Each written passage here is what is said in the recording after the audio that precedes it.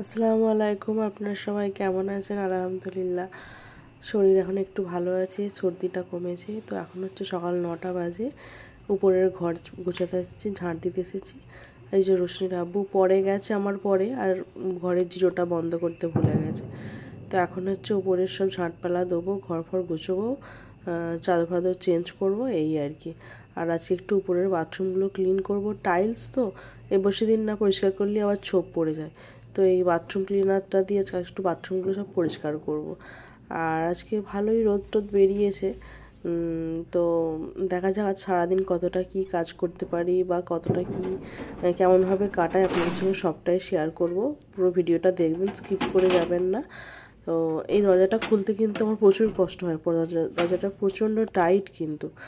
তো মানে এক হাতে ক্যামেরা নিয়ে আর এক দরজাটা খুলতে যুদ্ধ হচ্ছে যেন দুটোর মধ্যে আর কি। তো এই জন্য যুদ্ধর পর দরজাটা খোলা হয়েছে।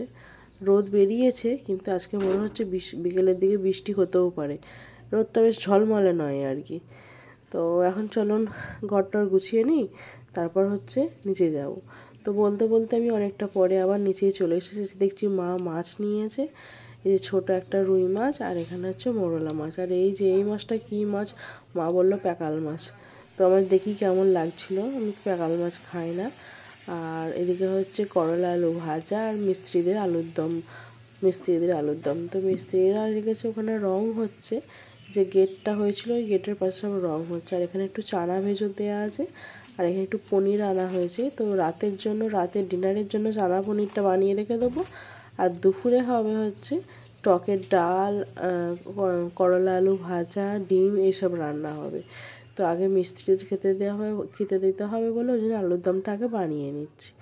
তো মা বললো যে তুমি এগুলো তাহলে একটু করে নাও, আমি মাছটা কেটে দিই, কারণ মাছটা কাটতে হবে, বাছতে হবে, অনেকটা ঝামেলার ব্যাপার। ওই জন্য আমি বললাম ঠিক আছে, তাহলে আমি আলুর দমটা বানিয়ে নিই, মাছটা আপনি কেটে দিন। তো মা এখানে মাছ কাটছে, আমি ভাবলাম একটু ভিডিও করি। মাছটা এমনি ঠিকঠাকই ছিল, কিন্তু একটু বেলা হয়ে গেছে বলে যেন মনে হচ্ছিলো কেমন কেমন লাগছিল। তো মাছ কিন্তু আজকে রান্না হয়নি, ফ্রিজে রেখে দেওয়া হয়েছে ধুয়ে ধায়ে। তারপরে দেখছি যে আবার বাজার থেকে এইসব এত ফল নিয়ে এসছে, মানে সবাই খাবার জন্য এনেছে আর কি। রোশনিকেও দেবো টিফিনে, আবার ঘরেও সবাই মিলে খাওয়া হবে, তো একবারই একটু বেশি করে নিয়ে চলে এসেছে। আঙুর আছে, আপেল আছে, সবেদা, কলা। সবেদা কিন্তু আমার অতটা ভালো লাগে না, সবেদা আমার অতটা পছন্দের ফল নয়। বাকিগুলো ঠিক আছে, কিন্তু সবেদা আমাকে অত ভালো লাগে না। আর সবেদা কিন্তু বেশি দিন থাকেও না, খারাপ হয়ে যায়। তো তারপরে এই যে রাতের চনা পনিরের তরকারিটা আমি বানিয়ে ফেলেছি, মোটামুটি হয়েই গেছে। আর একটু ফুটলেই নামিয়ে নেবো এবার চানা পনিরটা। রাতে যখনই আমাদের মানে তরকারি কি করব খুঁজে পাই না, তখনই একটু এরকম চানা পনির বানিয়ে ফেলি রুটি দিয়ে বা পরোটা দিয়ে, রাত্রিবেলা খুব ভালো লাগে খেতে। আর আজকে আমি আপনাদের সঙ্গে ফালুদার রেসিপি শেয়ার করব। তো এই যে ফালুদা বানিয়ে রেখেছি, ফালুদা বলতে রেডিমেড মিক্সড ফালুদা বাজারে প্যাকেট কিনতে পাওয়া যায়। তো সেই ফালুদার প্যাকেটটা আমি রাত্রিবেলা দুধকে অনেকক্ষণ জাল দিয়ে ঘন করে তার মধ্যে ওই ফালুদা মিক্সটা ঢেলে দিয়েছিলাম, দিয়ে ওটা ফ্রিজে রেখে দিয়েছিলাম। তো এটা ছিল ম্যাঙ্গো ফ্লেভার, ওই জন্য ইয়েলো কালার হয়ে গেছে। আর এর মধ্যে চিয়া সিড, সিমুই সব রকম ছিল। তো এখন আমি এবার এটাকে সার্ভ করব। তো গরমে এরকম ফালুদা বানিয়ে বাড়িতে খেতে পারলে তো খুবই ভালো লাগবে। আপনারাও বানাবেন, খুব ইজি, এমন কিছু টাফ নয়। আর এই যেসব ইনগ্রিডিয়েন্টসগুলো আমি দিচ্ছি এগুলো মানে সবারই বাড়িতে থাকে। আর সবথেকে বড় কথা, ওই যে প্যাকেটগুলো এমনি রেডিমেড দোকানে কিনতে পাওয়া যায়, মিক্সড ফালুদা বললেই হবে আর কি। তো এই যে তো আমি এবার গ্লাসে ঢেলে নিয়েছি। আর এখানে আমি আপেল কুচিয়ে নিয়েছি, আঙুর কুচিয়ে নিয়েছি, আর কাজু। তো এই তিনটে দিয়ে হচ্ছে গার্নিশিংটা করব। আর ফালুদার মধ্যে তো এগুলো থাকে, সবাই কম বেশি জানেন। তো ভাবছি রোজ কত বাইরে কিনে খাবো, বাড়িতে বানিয়েই ফেলি। আর বিশ্বাস করবেন না, সত্যি দারুণ হয়েছে, মানে দোকানের থেকেও বেশি টেস্টি হয়েছিল, খুব সুন্দর খেতে লাগছিল। তো আমি দুটোতেই আপেল কুচো, তারপরে আঙুর কুচো, তারপরে কাজু সব রকম দিয়ে দিয়েছি। আর উপর থেকে একটু আইসক্রিম দিয়ে দেবো, বাড়িতে একটু আইসক্রিম ছিল, তো উপর থেকে একটু আমি আইসক্রিম দিয়ে দেবো, দিলে আমার ফালুদাটা রেডি হয়ে যাবে। আপনারা একবার সবাই বাড়িতে বানিয়ে দেখবেন, খুব ভালো লাগবে খেতে। এই গরমে, বিশেষ করে এই গরমে ওই 10টা-11টার দিক করে এরকম রেডি করে ফালুদা বানিয়ে খাবেন, খুব সুন্দর লাগবে খেতে। তো এই যে আমি ফ্রিজ থেকে আইসক্রিমটা আনলাম, এবার আমি উপর থেকে আইসক্রিমটা একটু দিয়ে দেবো, দিলেই আমার ফালুদাটা রেডি হয়ে যাবে। তো এরকম ফালুদা খেতে কার কার ভালো লাগে অবশ্যই আমাকে জানাবেন। এর আগে একটা ব্লগে আমি ফালুদা বাজার থেকে কিনে খেয়েছিলাম।